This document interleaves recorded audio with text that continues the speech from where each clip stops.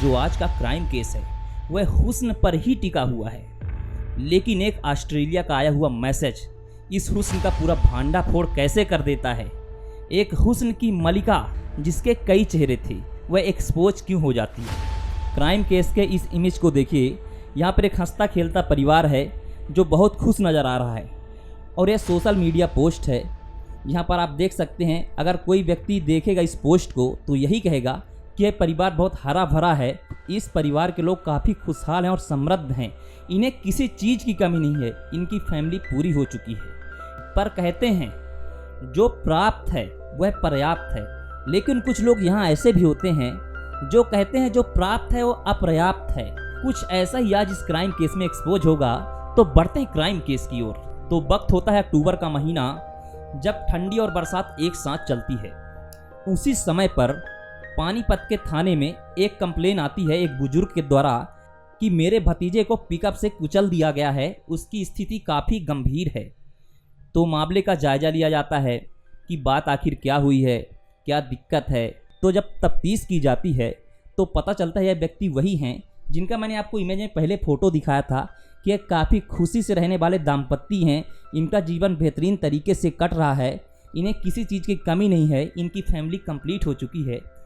और इनका नाम है विनोद बरारा। एक कंप्यूटर बेचने वाला दुकान किए हुए थे और इनका कंप्यूटर बेचने वाला दुकान काफ़ी बड़ा था, जहाँ पर आमद की कोई कमी नहीं थी, नौकरों से लैज, कर्मचारियों से लैज। लेकिन यहाँ पर ऐसी क्या दुश्मनी हो गई कि पानीपत हरियाणा में आकर एक चंडीगढ़ का पिकअप इनको ठोंक देता है और मारने के लिए ठोंका होता है।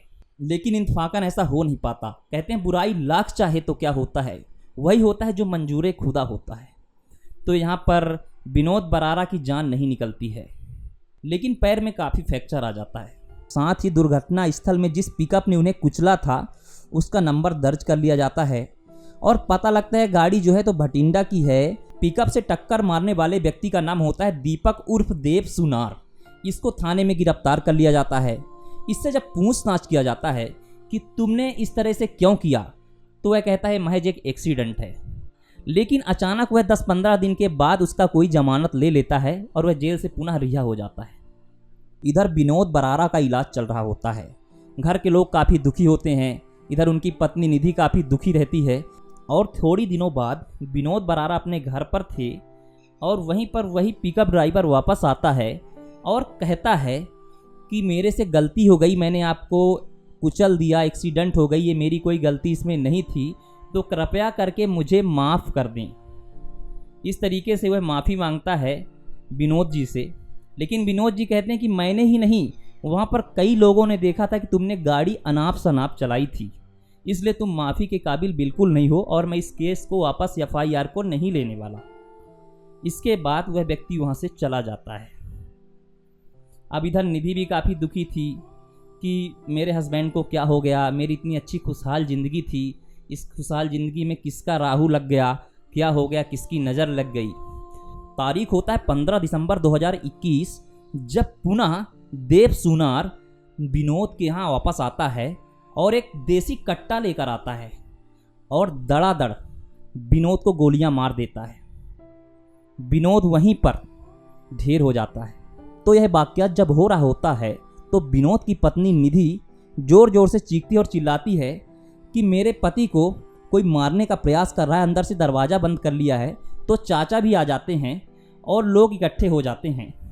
लेकिन तब तक देव सुनार मार कर भागने की फिराक में था।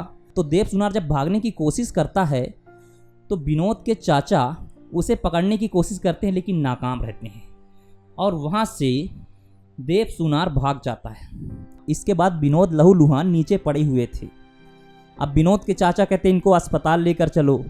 तो उसके बाद उनको अस्पताल ले जाया जाता है, लेकिन उन्हें वहाँ पर मृत घोषित कर दिया जाता है। गोली के मार से उनकी ज़िंदगी चली गई थी। उसके बाद घर में मातम पसर जाता है। निधि खूब रोती है कि मेरा सुहाग उजड़ गया, अब मैं क्या करूंगी, कैसे रहूंगी, वगैरह वगैरह चलता है। वहाँ पर काफ़ी दुख जाहिर किया जाता है और लोगों के द्वारा उसे सहमति भी मिलती है कि निधि का सुहाग उजड़ गया, इतना अच्छा फलता फूलता परिवार था, फैमिली कंप्लीट थी, इनके जीवन में किसी चीज़ की कमी नहीं थी। लेकिन ऐसी क्या आन पड़ी कि आज इस तरीके से हो गया। और उसको पुनः से उस ड्राइवर को गिरफ्तार कर लिया जाता है, क्योंकि सभी ने उसे देखा था मर्डर करते हुए और भागते हुए। तो जब उस ड्राइवर से पूछा जाता है, यानी कि दीपक या देव सुनार से, कि तुमने ऐसा क्यों किया, तो वह साफ साफ कहता है कि मैंने इन्हें कहा था कि आप मुझे माफ़ कर दीजिए और जमानत दिलवा दीजिए, लेकिन यह FIR कटाने के लिए तैयार नहीं हुए, राजी नहीं हुए, इसीलिए मैं गुस्से में आकर इनको शूट कर दिया। और मामला साफ साफ ट्रांसपेरेंट था कि इसी तरीके से वाकयात हुआ था, एक्सीडेंट हुआ और देव सुनार घर भी आया था माफ़ी मांगने के लिए, लेकिन FIR नहीं कटाया गया। तो इसी गुस्से में आकर देव सुनार ने इन्हें शूट कर दिया है। मामला यही बनता है और ये मर्डर का केस हो गया था, इसलिए देव सुनार को हवालात में डाल दिया जाता है। जो मर्डर के कैदी को सज़ा होती है जीवन कारावास, वही चीज़ इसको दे दी जाती है। अभी क्राइम केस का एंड नहीं हुआ है, अभी आपको वीडियो पर बने रहना है।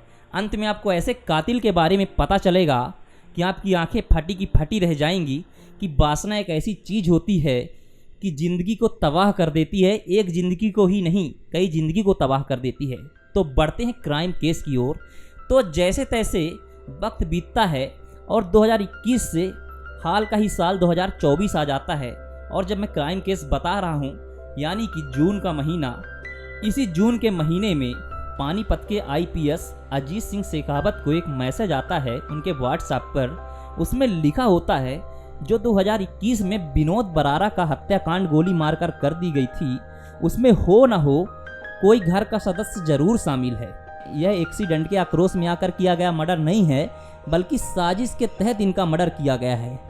तो जब ऐसी बात सामने आती है तो अजीत सिंह शेखावत जब देखते हैं कि नंबर बाहर का है और पता लगाया जाता है तो पता चलता है नंबर ऑस्ट्रेलिया का है, तो उनके मन में सवाल पैदा होता है कि आखिर इस मैसेज को किया किसने है।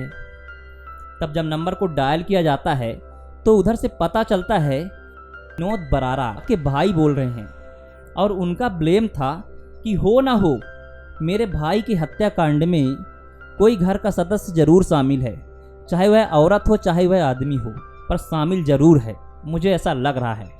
तो मामले के गंभीरता को देखते हुए पानीपत के IPS साहब अजीत सिंह शेखावत मामले को पानीपत के थाना प्रभारी दीपक कुमार को दे देते हैं। जब दीपक कुमार तक यह बात जाती है तो मामले को और गंभीरता से ली जाती है, और दीपक कुमार जेल में कैद देव सुनार के पास जाते हैं और बोलते हैं कि ये बताओ कि इस मामले में और किसी का हस्तक्षेप है क्या, यह मामले में और कोई साजिश करता है।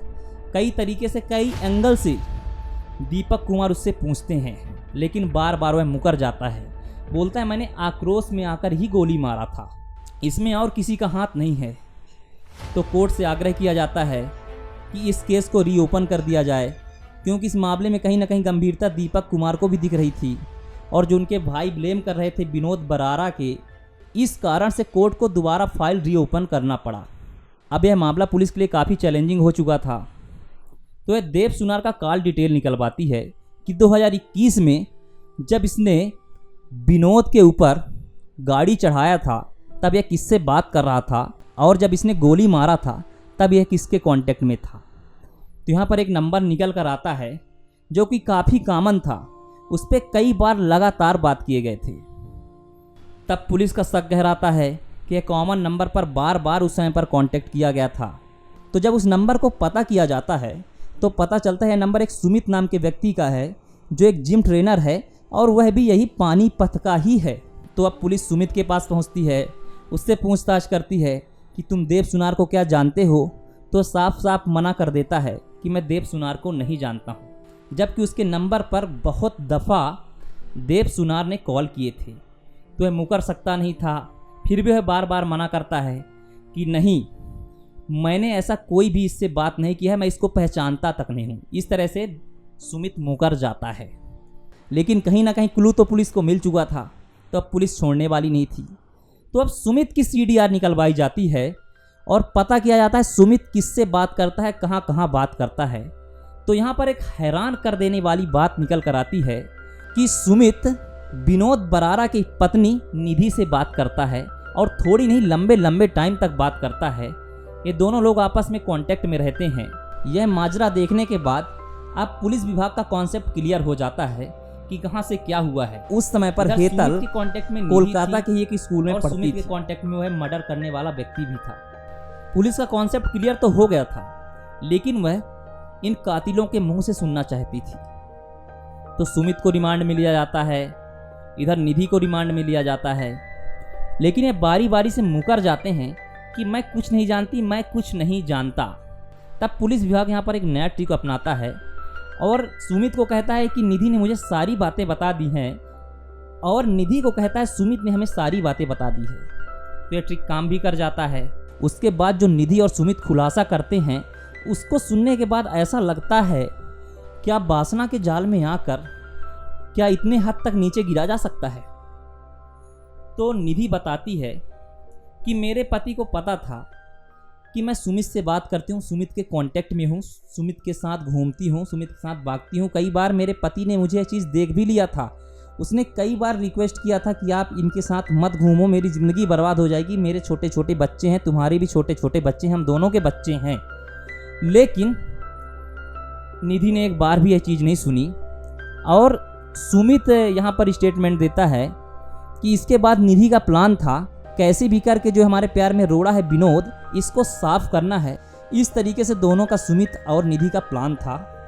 और जो यहाँ पर मर्डर करने वाला व्यक्ति होता है जिसका नाम होता है देव सुनार, उसको हायर किया जाता है और उसको कहा जाता है कि तुमको हम बहुत सारे पैसे देंगे, लगभग 10 लाख, तुम इसको गाड़ी से ठोंक दो और गाड़ी से ठोंकने का मर्डर का केस भी नहीं लगेगा और तुम्हारा जमानत हो जाएगा।